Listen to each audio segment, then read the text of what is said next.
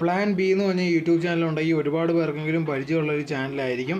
ആ ചാനൽ നടത്തിക്കൊണ്ട് പോകുന്ന 4 മരുമക്കൾ ചേർന്നായിരുന്നു. അവരുണ്ടെങ്കിൽ അങ്ങോട്ടും ഇങ്ങോട്ടും പല വീഡിയോസ് ഉണ്ടെങ്കിൽ ചെയ്യുന്നത് നമ്മൾ കണ്ടിട്ടുള്ളതാണ്.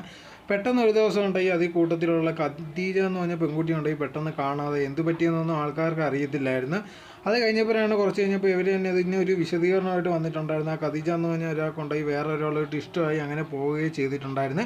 സോ ഇതിനെപ്പറ്റി ഉണ്ടെങ്കിൽ ഞങ്ങൾക്ക് അധികം സംസാരിക്കാൻ താല്പര്യമില്ലെന്നായിരുന്നു അവർ പറഞ്ഞത്. അതുകൊണ്ട് തന്നെ പിന്നെ അതിനെപ്പറ്റി പ്രത്യേകിച്ചൊന്നും പറഞ്ഞിട്ടൊന്നുമില്ലായിരുന്നു. ഇത് നമ്മുടെ നാട്ടിലുള്ള കുറേ പേർക്കൊന്നും അറിയാത്തത് കൊണ്ട് തന്നെ പിന്നെ ഇടയ്ക്ക് വന്നിട്ട് ഇത് ഞങ്ങൾക്ക് ചോദിക്കുന്നുണ്ടായിരുന്നു. ചിലരുണ്ടെങ്കിൽ അറിഞ്ഞിട്ട് മനഃപൂർവ്വം പിന്നെ ഇതിനെപ്പറ്റിയുള്ള അപ്ഡേറ്റ് തരാൻ വേണ്ടി പറഞ്ഞിട്ടുണ്ട്. എന്ത് പറ്റി, ഹസ്ബൻഡും കുഞ്ഞിനൊക്കെ എന്ത് പറ്റി എന്നുള്ള രീതിയിലൊക്കെ ഒരുപാട് പേര് ചോദിക്കുന്നുണ്ടായിരുന്നു. അതിനിപ്പോൾ ലേറ്റസ്റ്റ് ആയിട്ടൊക്കെ ഒരു മറുപടി വന്നിട്ടുണ്ട്.